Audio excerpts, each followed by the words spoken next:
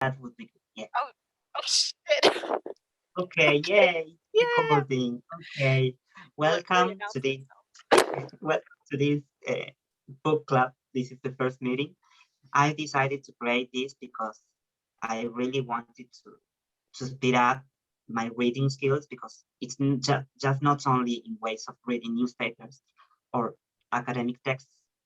And I think literature will be a really good introduction for us to to to enhance our reading or our reading skills. My goal for this was to select a selection of books which were not abridged in any way. At first, I really wanted to have like, I don't know, like retold versions of classics, but a companion of mine, a classmate, said to me that he didn't want to read this kind of, adaptation. That's why I had to look for versions that were available here, and well, that this is it. The collection of 6 books, which has like different genres of crime, love, and history, thriller. So I think we're going to end up to the end of the year reading uh, uh, a story per week. We will see how it works. So, well, this is Nikki. Nikki from the USA. She was born in New York, right? Yes. She's from the New York, and now you're living in California. That's right. Yeah, with the horrible time difference. Yes, yes. We have different time zones, kind of a little difficult to keep up, but we're going to do it at least in this time in this 2021 that here in Argentina we have like everything is online and we can make it up. Okay, so by this month we start with this book with the first book of the series, which is called An All for Love. The book has 10 stories. The goal is to start on this first week of May and finish it like in mid-July or the start of July. We will see. But being the first meeting, or first 3 meetings, we're going to read like one story per week. We will see how we deal with that. Because some stories are longer than others. For us, it's quite difficult because it's the first time we try to read something which is not adapted in any way.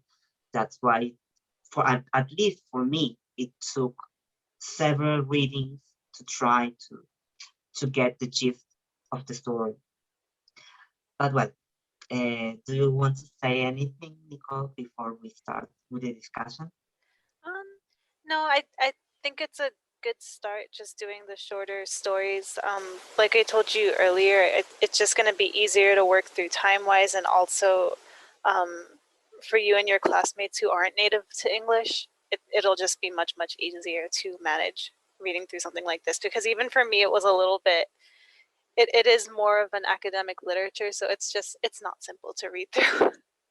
Oh, okay. So, in your point of view, this is academic reading or something, Yeah, or it something like that? feels like more academic reading, or maybe it's because of the discussion points at the end Mm. where it just felt like, oh man, we're really digging in to what this is saying. It's so short, but we're really thinking hard about what's going on here. So it was definitely interesting for me to read, different from what I'm normally picking up, which is mystery and horror and Ah, things that are mhm, for pure entertainment. mm. Yes, well, we will actually read some thriller and mystery things. I think in volume 2, the second Yeah, book of the series yeah, is something like that. I'm We have excited. actually like 3 or 2. Yes, we have like 2 or 3 books regarding that genre, that literary genre. So well, we will see how we deal with this first book. Okay, so I'd like you to move into the activities page of the first story. So the first story is The Garden Party by Maeve Binchy. I think it's pronounced Maeve, I'm or not Meave. entirely sure, to be honest with Okay. you. See, I think it's an American author. I can't remember, but she was born, I mean, her literary Oh, she was works. born in Dublin, actually, in Ireland. Oh, it's British. Yeah. She's British. Yes, she's British. But we're going to have like a mix of American and British authors. And I think that I remember she wrote this in the 1950s. I think it's quite, so we have like a context for this story or something.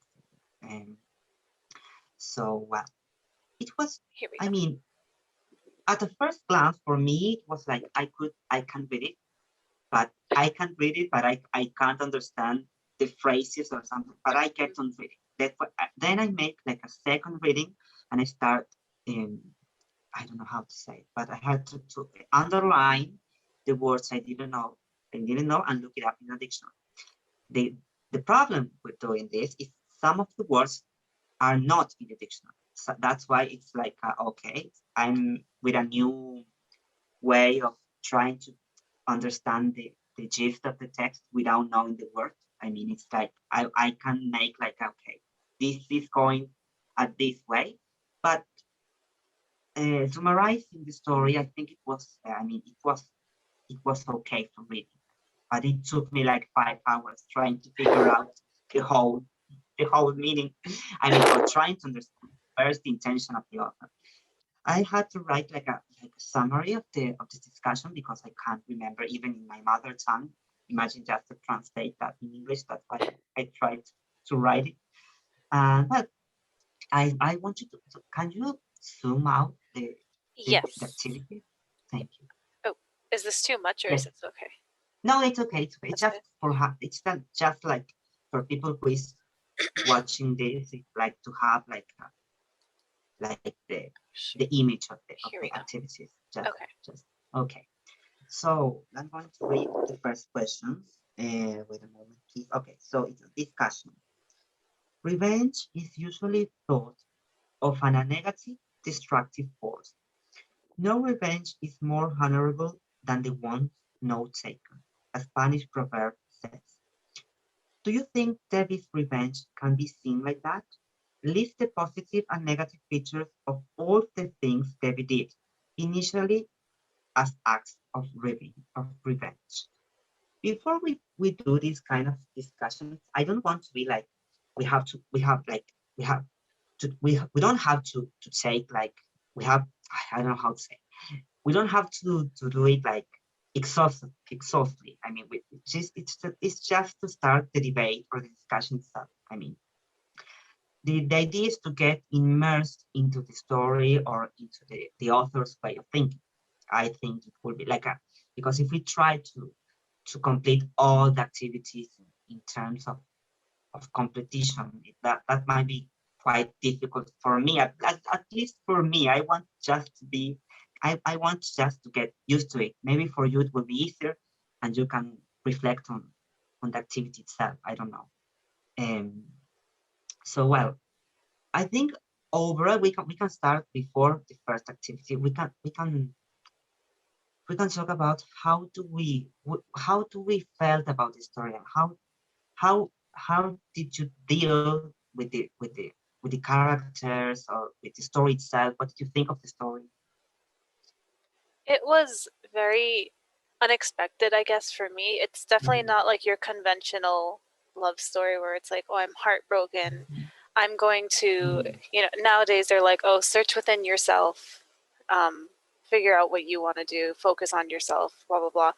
But with this one, it was interesting that her neighbor, Debbie, doesn't she doesn't necessarily focus on herself, but she's like, you know what, I didn't want to have my life without him, so I continued to be a part of his life, and I continued to, she was there for his kids. She saw things that she did better than his new, I forget if he got remarried. Yeah, he got remarried. Than his new wife and whatnot. And she's just like, instead of being hurt and being jealous, I'm gonna keep doing what I do best. And she ended up developing a relationship with keeping a relationship with his mother, and then also developing one with his children, by the new by his new wife. And so she kind of found these new relationships that gave meaning to her life. and she forgot about him in the process. And I was like, wow, that takes a lot of strength, because most people don't Yeah. want to be anywhere near Yes, their yes, ex, let alone like his children from another woman, you know? So this was pretty shocking to read. I don't know if I would yeah, have that strength. yes. I yes, I do agree. I think this kind of writing was quite ahead of time. I mean, even for a literary piece. I mean, because I was like, this was written in like in the 50s or the 60s, in which women and men had like definite roles. I mean, and I was like, oh, maybe it's part of a fiction, and maybe the people who read at that time were like, okay, this is just fantasy. It won't be ever happen to me. I mean, the romantic side of this is this kind of support or this kind of dialogue they have each other. We don't actually know what happened in that time, but it was, yes, it was quite shocking trying to get.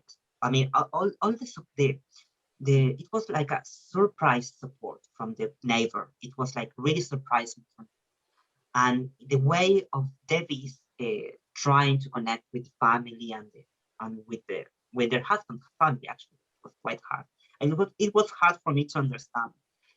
I don't know. It was weird, but well, let let's move into the first activity. So, what did you think about? Oh, let me reread this again because I forgot. It says, "Do you think Debbie's revenge can be seen like that? List the positive and negative features of all." We don't actually have to do this. I mean, we don't actually have to list all the positive and negative features, but we can answer like, do you think Debbie's revenge can be seen like that? Like the Spanish proverb, no revenge is more honorable than the one not taken. I don't know. What do you think? That proverb is difficult in itself to understand, to be honest with you. Okay. But from my understanding of it, I think what it's saying is that it's more honorable, or the revenge that's most honorable is the one that's not actively taken. So she wasn't trying to be malicious towards her ex. Instead, she was like, I want to still be involved in his life. Like I still care for him. I want him to be around. So she kind of inserted herself into his life, and then by doing so, she was able to get over him and find happiness in other things. So just on like the note of what I thought was both positive and negative, honestly, was how she became such she took such an active role in the children's lives. So to me, it's positive because it's like, great, you know, you're showing love to them instead of being hostile towards them. Because again, like usually you're not going to be kind towards your ex's new family. So I think it was positive that she was able to go into their life, and they were so happy to see her and be with her and whatnot. But I also felt like it was a little bit negative because it started from a bad place, technically. Like Yes. she wasn't Yes. It's going in like, there like, I love them yes. from the get-go. She's like, I want to be in his life, and I'm gonna show him how great I am. And I think in this, you know, the activity section, I know there was maybe they show it here. Oh yeah, in the language focus, there's one where they're like, her ex said that she was a woman in a million, where it's like he recognized how special she was, not like in a loving way, but just like, wow, I can't believe that you have the strength to do something like this. Yes, It could yes. be looked at in lots of ways. It was like really amazing the way she coped with that. I mean, I mean, it's like there are women in different stages. I mean, Debbie really felt the way of, she was really hurt, of course, because she was like ¿cómo le dice? It was like she was like no, I don't want to say wasted. She was not wasted. She was like abandoned, Like or something like heartbroken. that. Yes, heartbroken. Yes, that was it. And for me, it was really hard for thinking David's ways of dealing with the separation as a revenge. I mean, I don't actually see it as a revenge, but maybe it's a revenge itself. It seems she loved her husband's family, as you said, or she came to love them. I mean, at first in the story, she actually thought that staying with them was as an act of revenge, in terms of, okay, I'm staying here, you're not going to make me disappear, and I'm going to be in your life forever. I don't know, maybe I was thinking like that, that could be like the revenge act. But then she came to love them. She came to love her grandmother. I mean, it was like, I was really amazed on the part of the story when she said, when I was married to him, her mother despised me or hated me. And when I was divorced with him, now she likes me. I mean, they were in good terms, the mother and her and Debbie. I was like, okay, so maybe she had to be separated to have a better relationship with the mother. I mean, with her ex-husband's mother. I was like, maybe human relationships are kind of funny in this. I was thinking about that. I mean, funny in terms of strange or weird. And maybe she couldn't be alone. I was thinking about that. Maybe Debbie couldn't be alone.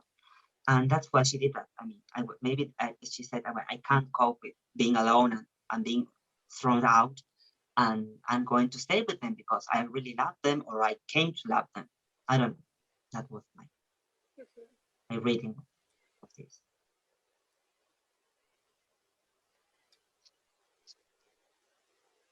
Oh God.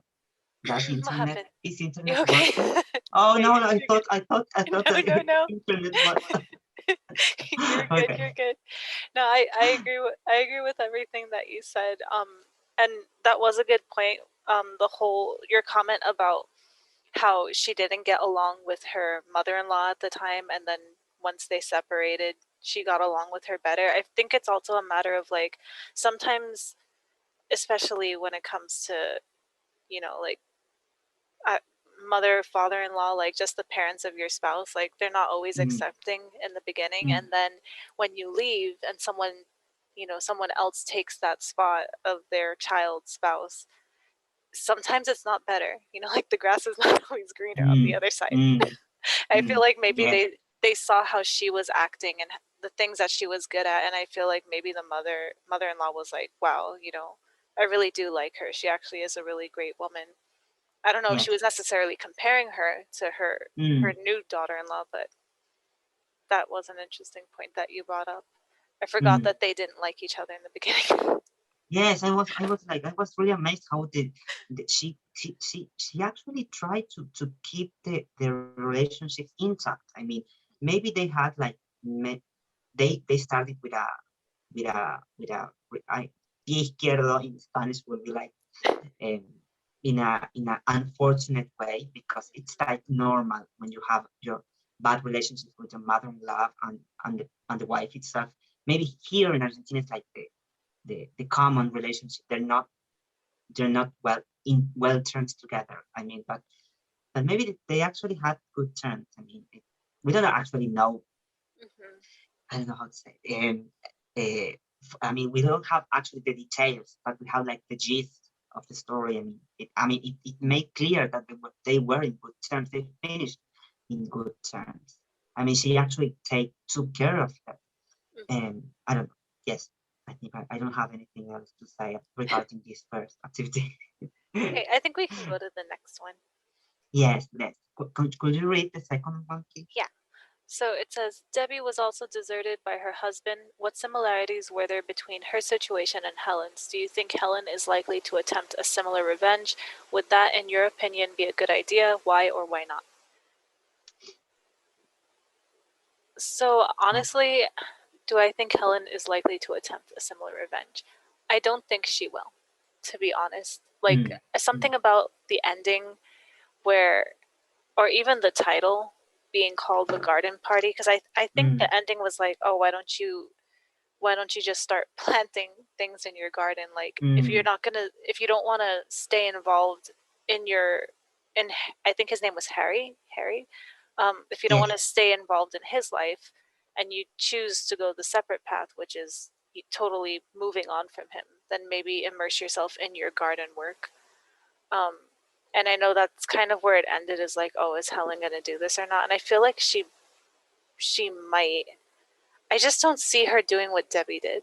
Or maybe it's because I'm still in shock about what Debbie did. Yes, I think they're both in different stages. I Mm-hmm. mean, Helen is just having like a duelo. I'm going to try to start thinking this in English. When when someone dies, you're in a process of grief. I think it's grief. Yeah. I mean, when someone's died, yeah, it's grief. So she has like an emotional, heartbroken grief, and she's not able to think in that way. I mean, I think, I even though she doesn't actually, she hates that 19-year-old girl who Yeah, is I mean pregnant. that was I won't curse. That was messed up. That he just was like, Yeah, I'm not ready for yeah, children, and now I'm 40 years old, and guess what? yes. I'm I was like, ready, okay, but I really? have one Yes, already. yes, I'm like, yes. I mean, okay. yes, that's really common. I mean, I think that's really common. I think it's a symptom here Yeah. in Latin American. I don't know in USA. It's really common here. I mean, it's like they start thinking that I'm not ready for, and they leave and they have the children with another younger woman. I mean, I'm not prejudiced about age relationships, but this is kind of unsettling. I mean, and it's usually normally men doing this to women. I mean, Yeah. and I'm like, you actually deserted a woman for many years. I mean, you actually constructed a relationship, you built a relationship in. I mean, it could actually end. Any relationship can end, but it's like, I mean, you actually. I was really angry when I was reading that because he was a douchebag. I mean, I didn't. Yes. I hated it. 100%. But that's also why. That's why I feel like I don't see Helen being that weak and being like, you know what, I'm going to stay in your life and I'm going to get to know this child that you finally Mm, decided to have with this random mm, girl that's like young enough to be your child. mm. Like, I just don't see her doing that. I feel like she would take more, not necessarily joy, but more peace maybe, just kind of working on her own, Yes, whatever projects, or whether it's her yes. garden or her She new actually, house or whatever.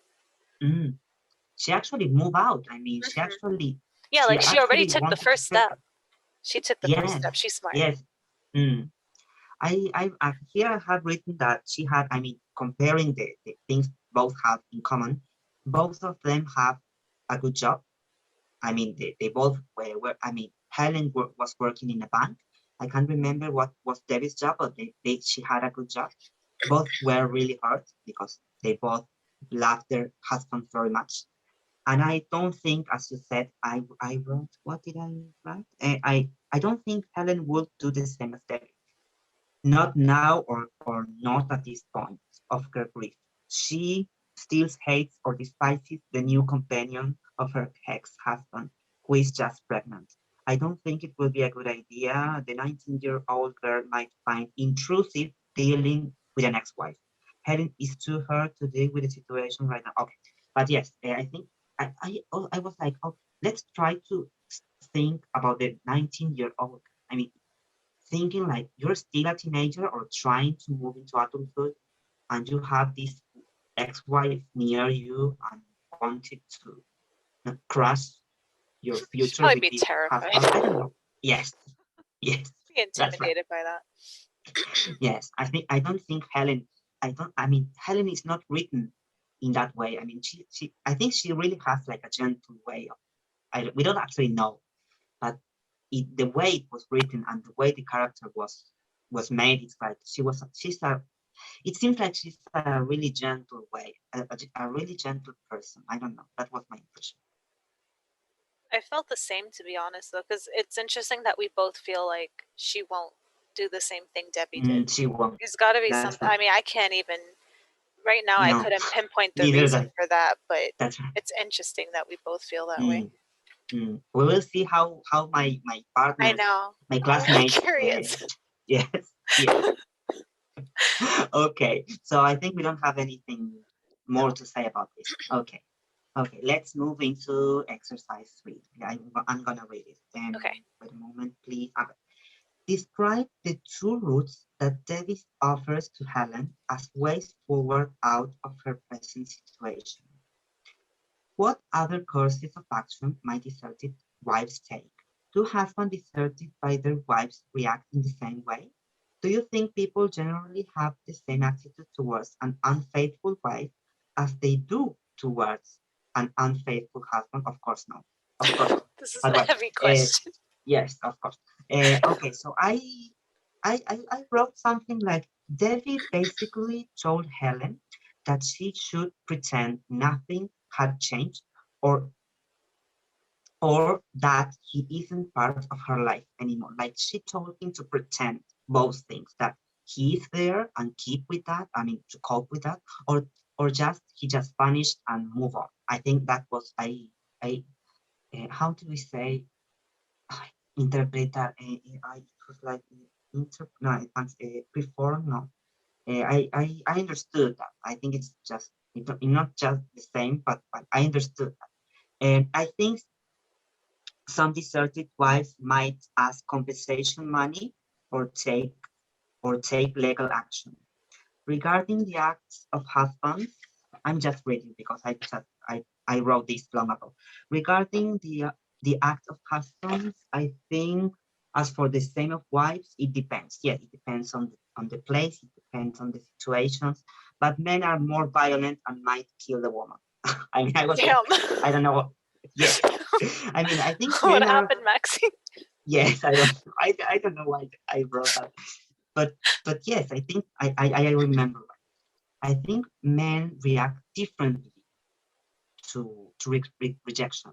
I mean, it's more common here, I mean, in my country, to see women killed by men because of separation. I mean, it's really common here. I mean, we actually have a, a problem of women killed by men who decide when a woman decides to end their separation. But It happens it's a here too. problem. Oh, well, I think that's what I mean. I think women, I do think that women might kill another man, but the statistics, the estadística, statistics, I think it's says like that. The numbers, I mean, the numbers you see on Oh, it's data. the statistics. That's right. That's right. Yes, yes. It's, I mean, men are more likely to do harm in a physical way than women. I mean, that's why I was thinking that I wrote that. And there were many cases of murders throughout the years. Yes. Okay. I think that we live in an unequal society. Women who desert men are more likely to be criticized than men. Yes. This happens because of an equality gender of an again. Sorry, what did that right? I This happens because of an inequally gender society. Okay, yes, yes, yes. And I think it's. I mean, I think women are more like to be criticized or be like, oh, she did something like, I mean, the gossip than men. I mean, I think men have more liberty to enter. I don't know if liberty, but in terms of society, we just think, oh, he just finished his relationship, or oh, he just got dumped, or I don't know. I don't know. And maybe it's an impression for me, but I think women have it tougher, always have it tougher than men. I mean, that was my point. I mean, I think it's not the same. If I mean men in some ways have more easier than women in terms of separation. But that's my impression. Yeah, I think it, for the most part, I agree with you. Like it is still like that. I feel like it's shifting a little bit because now it's a little more acceptable to, just for men in general, to actually show that they're upset, which I feel like they couldn't really for some time. So if they were dumped, they'd be like, okay, I'm just moving on to the next one. Like I'm free. I can Yeah. do whatever I want. But just to, let me see, just to start with the second part. So the first part of the question, I agree with you. The two routes that Debbie gave were either you stick with him or you like totally cut him out. As far as like any other course of action that a deserted wife could take, I think a lot of women do take something in the middle where they're like, they still allow themselves to miss the person. I mean, it depends on the circumstances of how it ended, why it ended, but like they might allow themselves to grieve the relationship in the sense that, for example, I'll keep all your pictures, I'll keep the gifts that you gave me, but I'm not gonna be at your door and like involved in your new life. You know, it's kind of like a middle ground. So they don't totally cut them out from their life, but they also don't insert themselves into whatever the husband's next life is. Although again, it all depends on like the circumstance of why the relationship ended in the first place, because again, like poor Helen. I would want to just cut him out completely if he did that to me. Yes, but he totally deserves. yeah, Yes. he deserves to be cut out. Mm. And then yes, I agree with you in the sense that when there's an unfaithful husband, it's kind of more like, I don't want to say that it's expected. It's not expected. You don't want to expect that husbands are unfaithful to their wives. But I feel like it just goes back to like, men are known for thinking with their body. Yes, of course. With So- their lower part. Yes, with their nether regions. Yeah.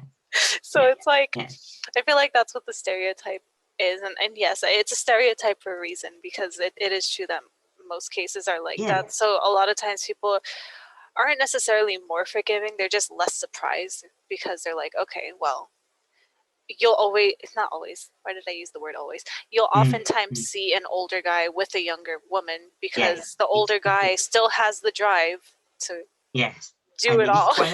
The older woman does not. It's just really unfair. I mean, biologically speaking, it's really unfair.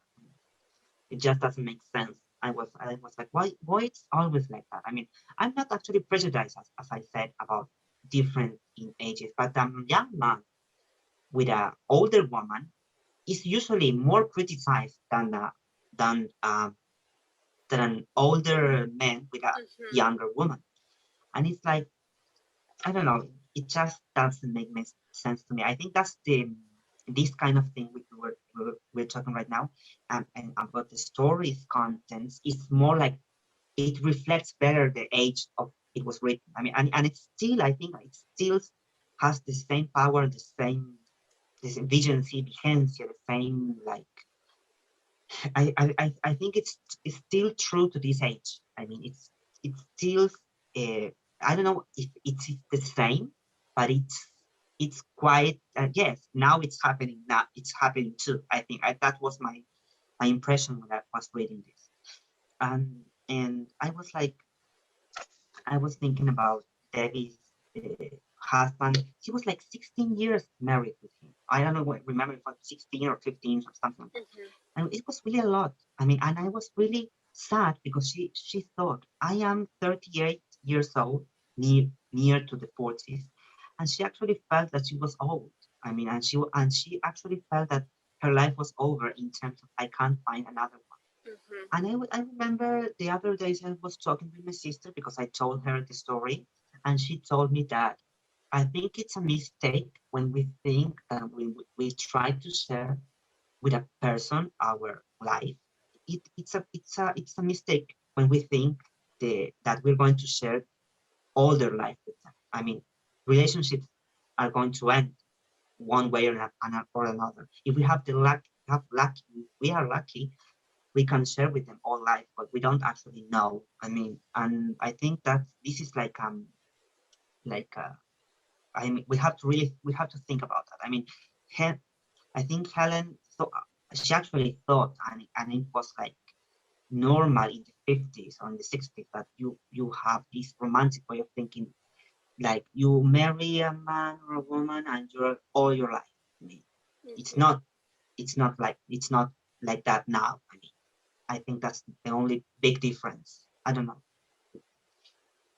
No, it's true. Like nowadays, I mean, some people don't even get married. Yes, that's right. That's right. Yeah. So it's just like, yeah. It's I don't know. It's just kind of crazy. But I feel like a lot of this is still relatable. It's just that one part. But like you said, maybe because of the time it was written, that's why to her being 38 is. She was saying she felt older, right? Like she was near the end of her life, which is kind of crazy, man. That's only 9 years from now. Maybe she didn't feel like a complete woman because it was like normal that because she couldn't have any kids. And that's the thing that sucks, just being at that age, because it's true, like it's not as easy to start over. You can't just end up with, like, you can start with a new relationship, but maybe that man or woman wants to have a family and you're at an age that you can't do it anymore. Like that's the one thing that's really, really, difficult, I guess, or tricky when you're older and a relationship ends and you need to start with a new one. It's just most of the time by that age you're tired too. Like you don't want to have to go through the hoops of dating and weeding out the good from Yeah, the bad that's and right. like It's kind of investing. exhausting. Yeah. Yeah, and then investing and you don't even know. Like, am I Mm, gonna end up in the same outcome again? yes, It's kind of. scary. Yes, yes. I think that's why Helen. I mean, in that at that time, Helen was like, okay, I'm just alone. I mean, I'm going through my life alone, and it's really scary. Of course, like I do, I do understand. It was like really, it was like, I mean, the story ended in a positive way, but it was a bit weird. I mean, I think the sense of time. I know it's a short story. That's why everything is it's it's quick. But it was like, okay, the story oriented into the conversation between Debbie and Helen, and then she suggested Debbie to work. Helen, sorry, Debbie requested Helen to work on her garden, and that's what, like, you have to work on your garden, make it good, buy or get a table, a special table, outdoor table, something like that, and make a party with your colleagues or something like that. Like she was, her suggestion was like to move on. I mean, to actually move on in terms of people, of meeting people. Like she was trying to help her in terms like it's not over yet. I mean, you can actually move on. I think it was like a really good advice, but it was like a bit violent for me. I mean, I think I really wanted to cry a little more and be like stuck in my home for a little more. It was like really, really quick, the terms. I don't know. It's like they really zoomed into literally one moment because it sounds Yes. like one part of a Mm. day where they sat together, they spoke, and then they parted ways to the rest of their day, like resuming whatever they were doing.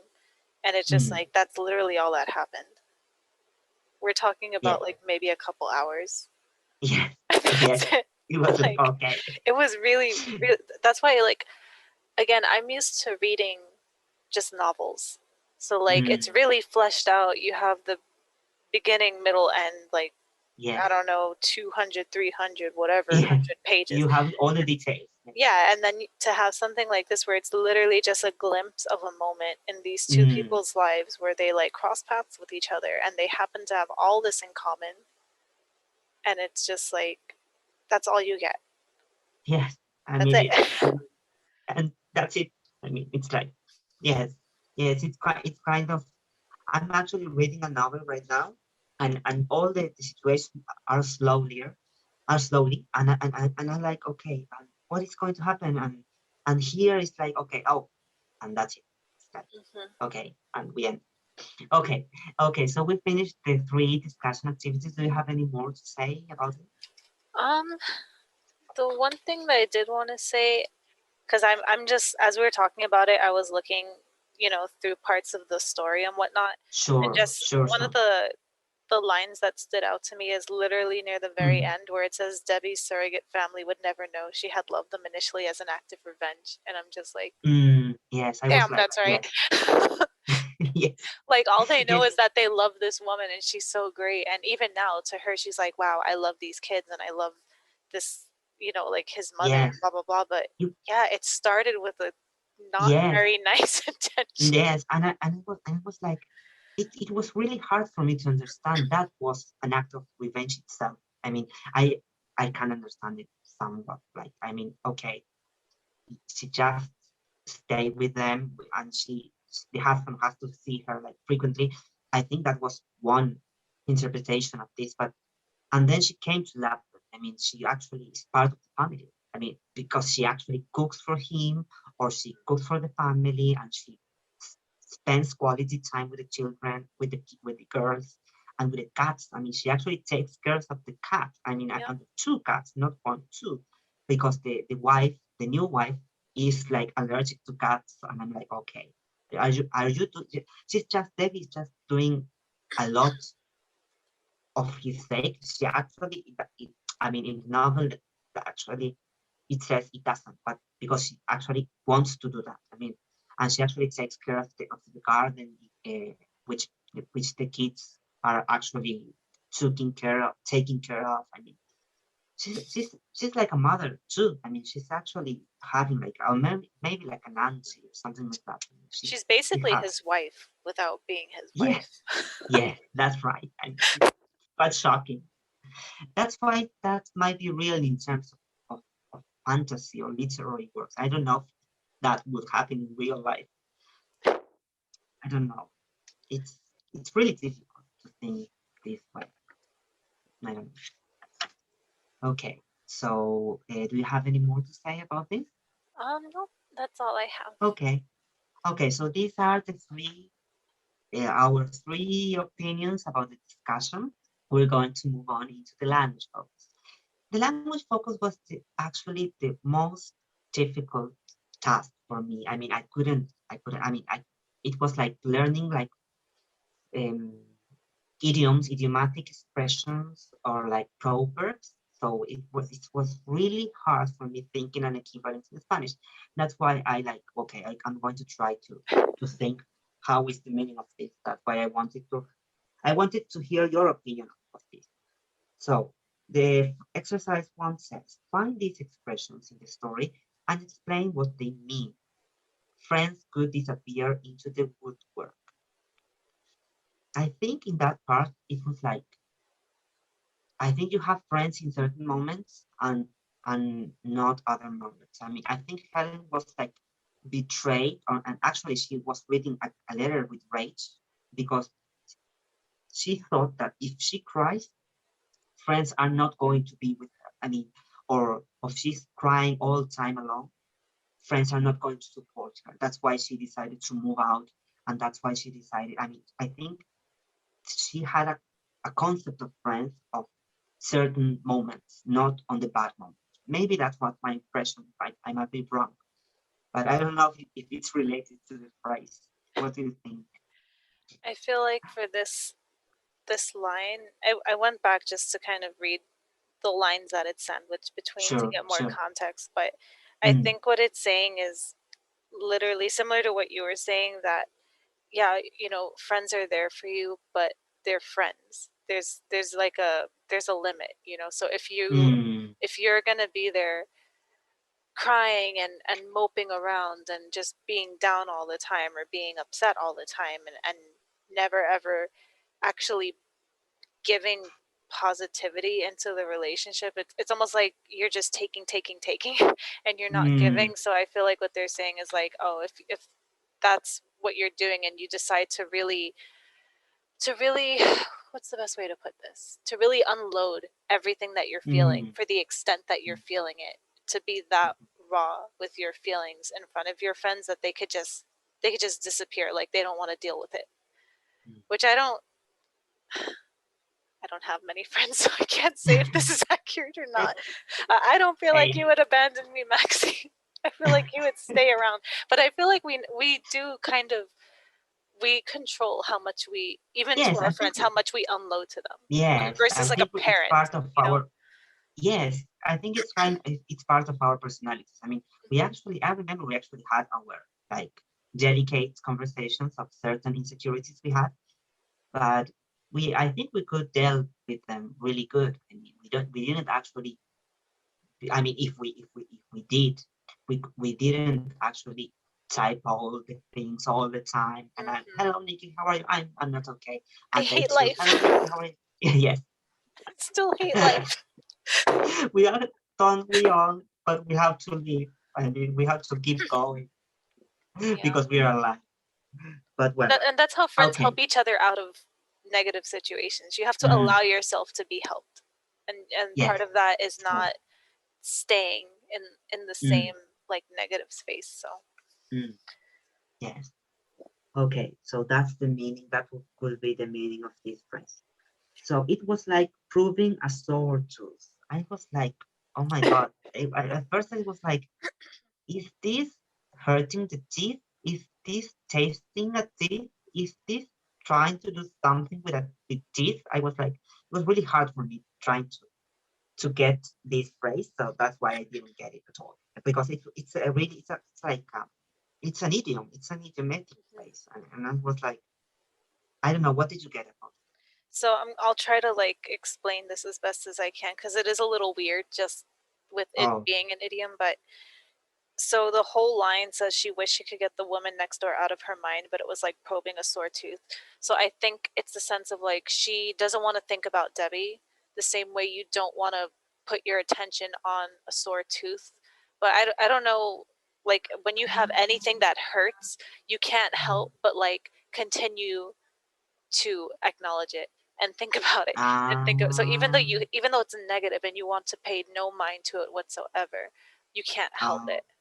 Yes, because that pain is actually there. Yeah. And I Yes. think probing a sore tooth is almost like maybe like poking it with your tongue, like even though it hurts and it hurts to touch it, you can't help but continuously check and be like, does it still hurt? Does it still hurt? And yeah, like yes, it still hurts. Like it's the same day. So I'm pretty sure that's like the best way I could put it.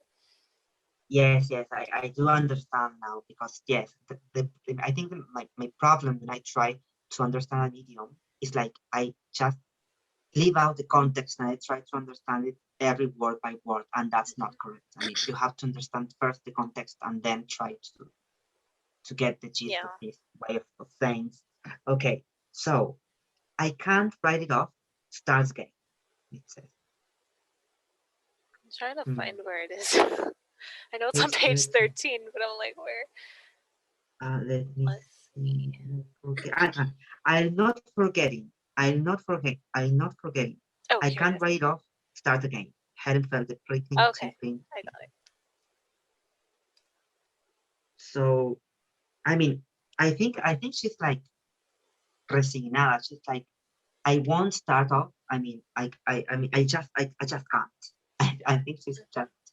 I mean, she's on the edge of. I mean, she's on the end of everything. That's why she can't start again. Yeah, I mean, she's like in a mental state. She can't move on. Yep, that's exactly how I took it, because I feel like the I can't write it off part is the same as her just being like, I can't forget any of what we had. I'm not gonna start all over again. Yes, I think that's this one wasn't too bad. Nah. Then it stick to him like a limp. I don't know what a limpet is. I think I just looked it up in the dictionary. Wait a moment. I'm going just because I actually have here with me the print dictionary, but I also have the online one. So wait a moment. Limpet. Wait a moment. Never heard of that word before. Limpet. Oh, what the fuck? I'm going to read the Oxford Advanced American Dictionary. Okay. See limpet on the Oxford Advanced American. Wait a moment, please. And so it says limpet. It's a noun, and it's limpet, a small shelled fish that sticks very tightly to rocks. He clung to his job like a limpet, despite calls for him to resign. So it's a small shelled fish. I think yes, like a flea or something, like sticks, like dogs when they have they stretch themselves, and that just something like that. I mean, como una pulga en los perros. It's like, I mean, it just won't take it off. I mean, I think that's the meaning. I mean, she's it's not literally like she's gonna fuse herself with him. Yes, yes, that's right. Okay, so she was a woman in a million. I think I think this is quite clear. I mean, I think it's like, I mean, she was the only one. She was like very unique. I mean, she was like, you won't ever find a woman like that. I think that's the meaning. Yeah, I agree. Okay. So the next one. Perhaps the new woman was how do you spell this? Tigress in bed. Well, we all know what that means. Explicit. Really explicit. I mean, I can't understand this kind of insecurities, because you actually when you get dumped, you start thinking, oh, I wasn't good for him. So maybe that person was a tigress in bed. I don't know. It's It's gonna be a you new actually, thought. yes, yes, it's actually very clear, extremely clear. Okay. Page 4 then says, perhaps she was an intellectual giant. Oh, I have to read this because I can't understand the context. Page 14. Intellectual It's near giant. the middle. Oh, David Kennedy and a new woman. They had arranged everything. Oh, it's in the middle. It's in the middle. Yeah. So, the line you were reading, Debbie Kennedy had decided to make her Oh. successor. It's the second sentence on that paragraph. Oh, So this okay. perhaps the new woman, and then it continues. But wait a moment. Perhaps the new woman, she never spoke her name, was a tigress in bed. Perhaps she was an intellectual giant. Perhaps he flattered him more than Debbie had done. Intellectual giant, maybe she's like a really studious person. I mean, she's like a really, maybe she's really outstanding in an academic field or something like that.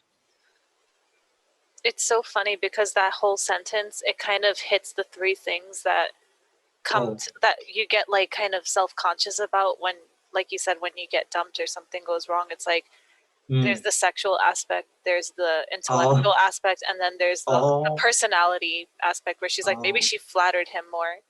So I feel like it's all those things you start getting self-conscious about, like, where did I go wrong? Like, which one was this person better than me at?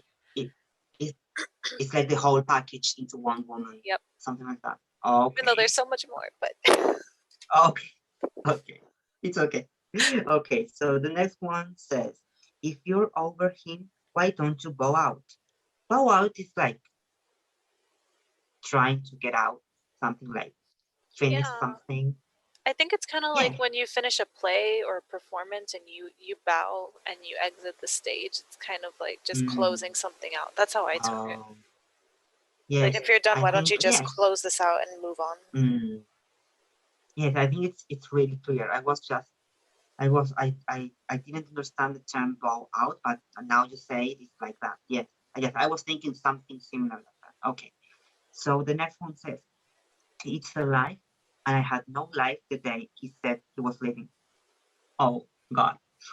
This one's sad. Yes. Oh my God. It's just the summary of the whole story. But yes. I mean, yes, it's like, yes, I mean, I don't know how, I don't know, I don't want to get it personal, but have you ever felt that way? I mean, when you actually finish a relationship or something? Man, I feel like, I'm sure I felt like this with several things. Like even in my current, like where it's not, things aren't ideal, but it's something like what I do now isn't what I was able to do 5 years ago, but it's better than what I was doing 3 years ago. You know, like when Luke was very little and I had no time. So like right now isn't better than before he was born and I had all the time in the world. But it's something, like it's better. It's something else to look forward to. Could be it's worse. Different. Yes. Yes. I feel horrible saying that. I love Luke. No, it's okay. I mean, as far as time is concerned. I think in this age, we have to think that motherhood is hard, and we have to talk about it. I mean, I think there's an idea of being a mother or being a parent that it's like romantic. I mean, you give everything to your children, and still think that it's not. You don't want actually to be a mother, but you still love your children, but you don't actually want to be, and it's okay. I mean, yes. I think we actually have to share this because it's an eternal loop of romanticizing relationships. Sorry, please keep talking. No. That's 100% true. I feel like there's some people where it is the most fulfilling thing in their life and they want nothing else, but unfortunately that's not me. Yeah. And it's okay. I mean, that doesn't mean that you don't actually love your child. It's just being a mother or a parent. It's suffocating. I mean, it's like the damn really stereotypes, Maxi. They make you feel like you're failing. Yeah. Yes. Yes, yes. It's like the best job in your world, and you have to be there 24/7. And it's actually like that, but it's like I don't know. It's really hard. I mean, it's really hard. Tiring. I actually when you actually told me, I was really surprised because I was like, oh my god. I was like, I didn't think even I mean, I remember you told me that you wanted to have a child, but it was like I was thinking like 10 years time or 5 years time, not actually That's not a bad that. idea. Yes, That's not a bad idea. it was like I was really shocked when you told me that. But Yeah. well, this is it, and this we are now. I mean, Here we are. here we are. That's right. Here We're we see, are. and it's a life. It's it's It's a lie. it's a life. Don't have children. It's a lie. Okay. So the next one says, or get out of his orbit completely. Well, I think this is quite transparent. It's like Helen did. I mean, she actually get out of his orbit completely. She actually moved out and she actually disappeared from him. I mean, it's not actually stated in the story, but I think something like that. What do you think? No, I agree. I feel like it's almost a matter of, do you want to stay there and have him be your son, and you're going to revolve, like your whole life is going to revolve around him, kind of like what Debbie did with her husband in the beginning, where she's like, well, fuck you for leaving me, I'm going to still continue Yes. to orbit around you. But no, the way that you put it, I really like and agree with that, because it's true. Like, she literally physically removed herself from his, Yes. Yes. like, from that path that was intertwined with him. She's like, I'm done with you, I'm leaving. Yes. Thumbs up She for actually. life. Mm, mm, yes. I think she really did good. I mean, even though she's hurt, she really did good because I just can't picture. I mean, even though you're not neighbors, imagine just I'm Helen. I have this 19-year-old kid who's pregnant. She's going to have this kid soon, and she has to deal with that. I mean, I don't know. I mean, I just would be crazy, get crazy if I see her every time. I I don't mean, know, but we don't know. she doesn't need to really do much to get revenge. The poor girl's gonna Yeah, have her hands full at 19 yes, years old. yes. Oh my God. She's going to have a really short life, but well, it's good it didn't happen. Okay, let's move on into the other sentence because it says, whether to worm my way back into Harry's life. I think this is kind of you lower yourself and you came back. I mean, in a worse state, and but you come back into his life again. I mean, it's not the best way. It's like the worst ending Mhm. of everything. I don't know if it's like that. I mean, you're not okay, but you keep with that relationship, even though he's not, he just doesn't love you anymore, but you keep at his side, even though it's not okay to keep with him anymore. I mean, I don't know. Did you get it like that? Yeah, I feel the same about just it being that way, and I actually like the way that you put it, because in her saying that, it almost is a subtle way of her saying what her decision is. You know, like Mm, she's almost saying that she does choose to not stay involved with Harry, because she's almost saying like, oh, if I go back to him, it's like my way back into his life. And just the idea of, like, technically worming your way into anything is like the way that a worm would dig a hole through a fruit or dirt or whatever. It's just like kind of mm, squeezing yourself back in, but mm. also seeing it as like a worm is such a lowly creature. No offense to all the worms out there. No, I it's okay. like worms, but they're technically they're like at the bottom of the food chain. They can't Yes, do that's anything. So it's kind of like she's saying, like, if I do choose to go back to him, I'm really I'm kind of dropping the ball on myself. yes, I'm yes. going to I this mean, lowly position to go back to him. mm, So I almost feel like oh, she's saying, like, you know what? I don't want to do that. yeah, I don't want to drop or stoop down to that level and go back to this awful man that did awful mm, things to me.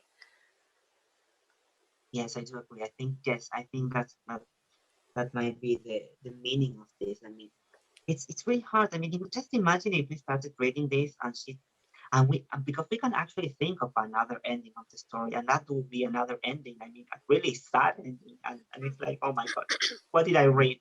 But well, we will see another story. Maybe we will read other stories in the book that are not well, but that they don't have the same good ending. I don't know. We You know will what's see. funny though? Like if Helen decided, like say in the story, she decided she was gonna go back to her ex-husband and kind of dote on him and continue to do her best around him.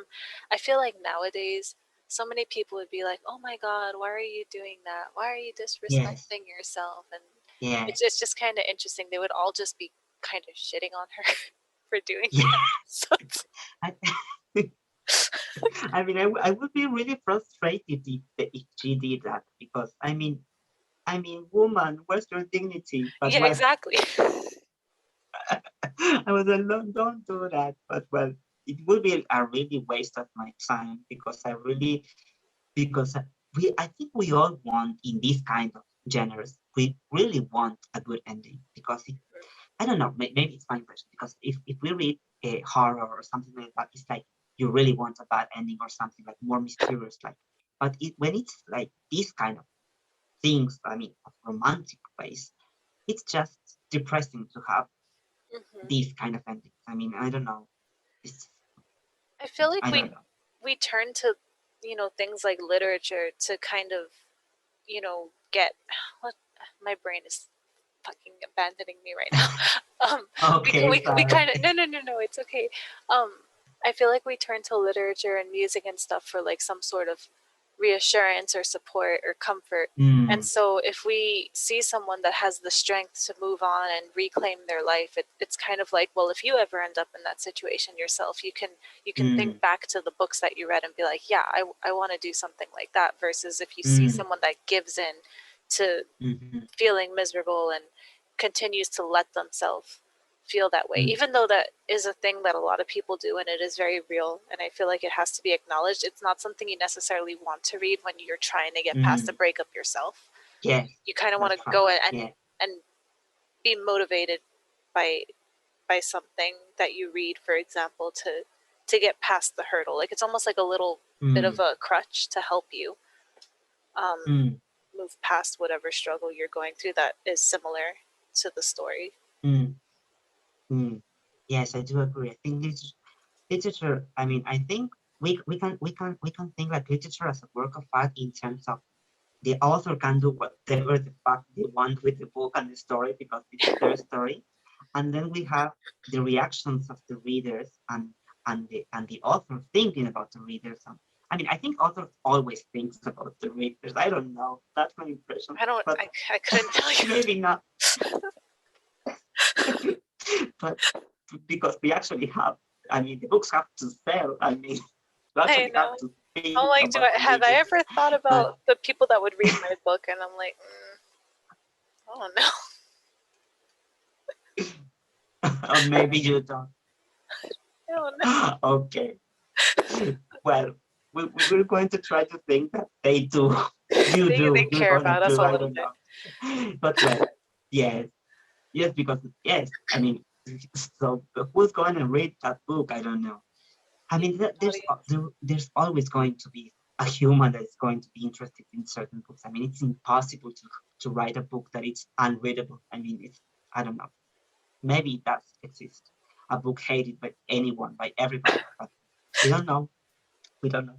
Okay, let's move on. We're going to finish with we're going to like a summary with exercises 2, 3, and 4. We're going to omit the final activities because they're kind of writing, and we're not going to, I mean, the goal of this book club at least at this first week, or this first book, or this at the middle of this book, the goal is just to speak on the impressions. I mean, I just like to talk about impressions of the stories, not just writing.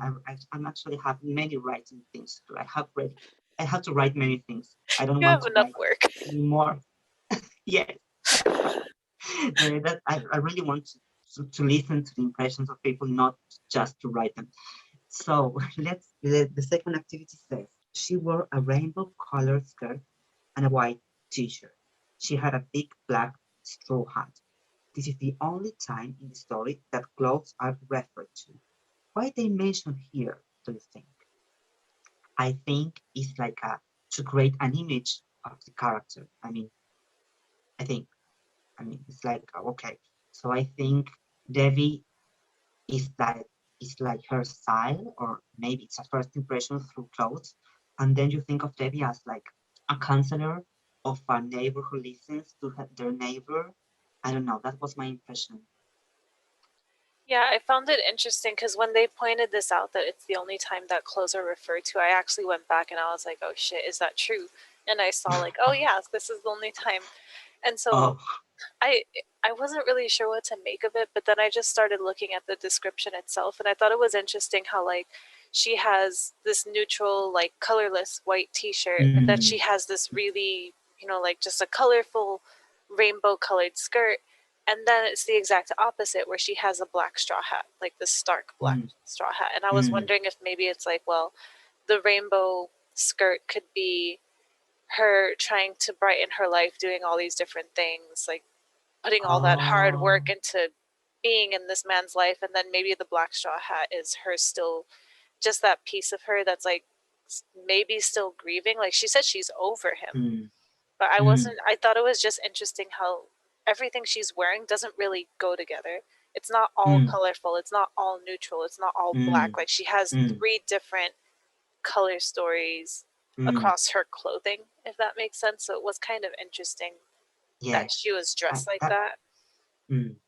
It's really interesting how you put it, because I think it summarizes the way that humans and people are contradicting people. It's like we have different way of thinking and we move on to different actions, and we're doing that all the time. And the clothes are like a representation of that. Yes, I do agree. Yes. Okay. Do you have anything else to say about it? No. Okay.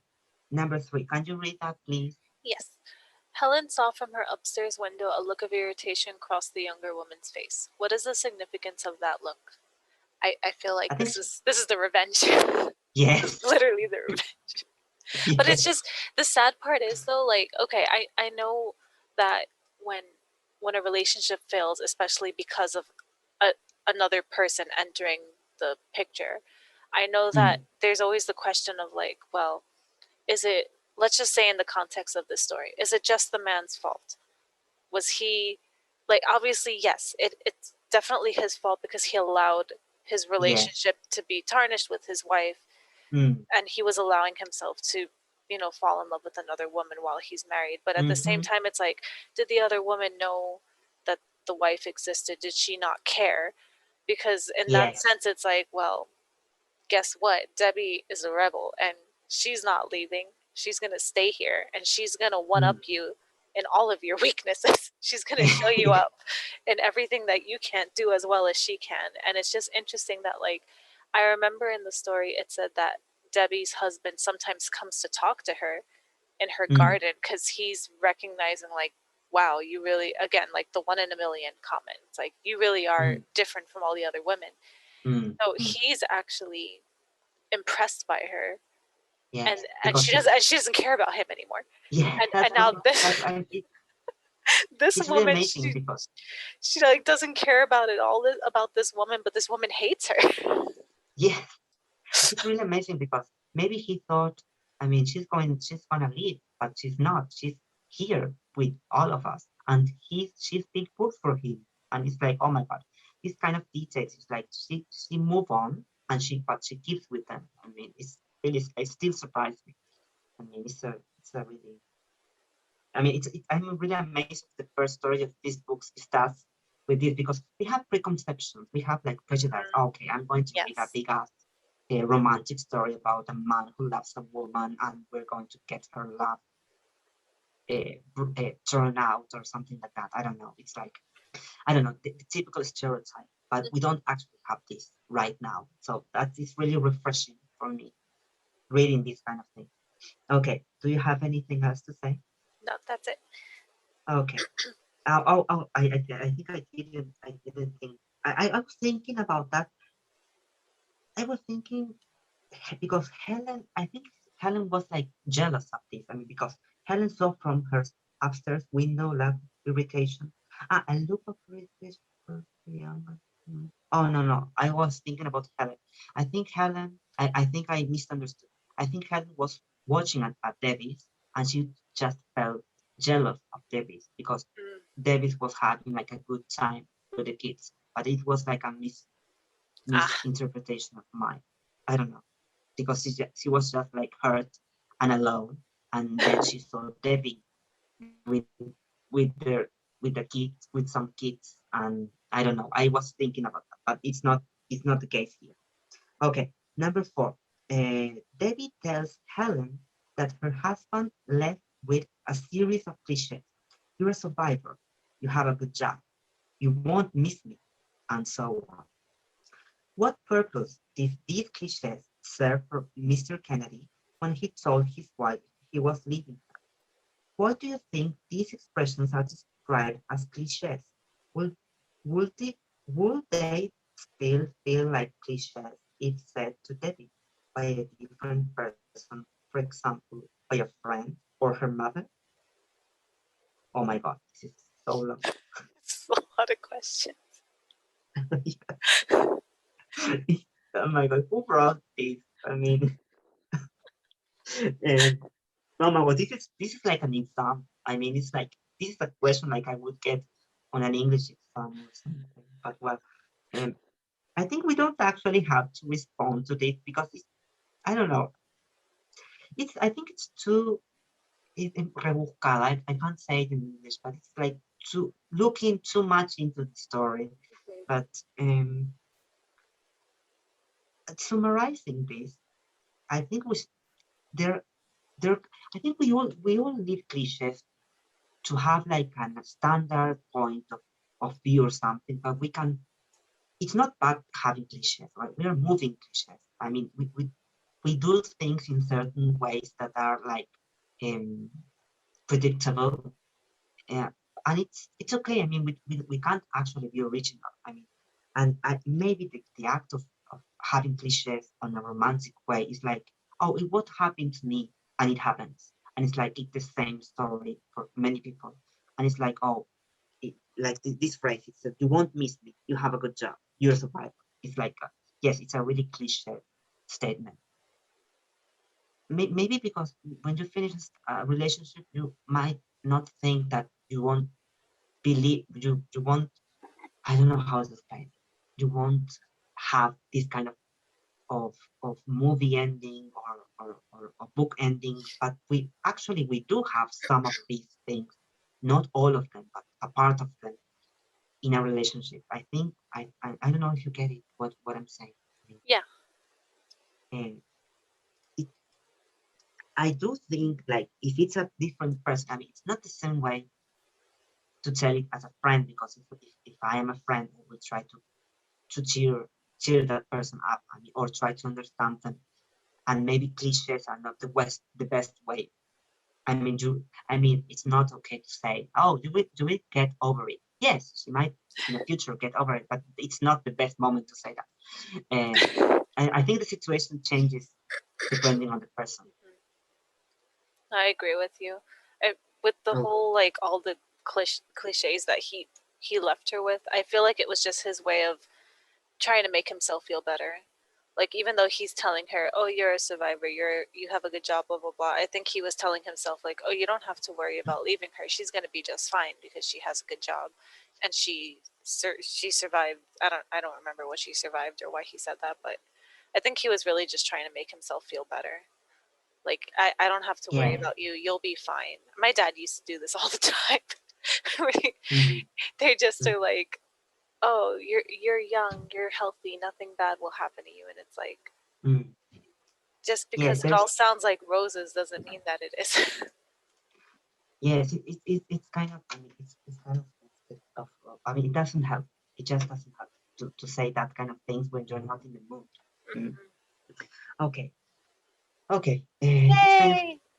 it's kind of this number 4. It was really hard for me to get over, but you did it It's long. really. Yes, I know. It's a long question. Before we before we finish this, we're going to just think about the last activity of the activity. It says, is the garden party a good title for the story? Do you think? Is it appropriate? And if so, in what way?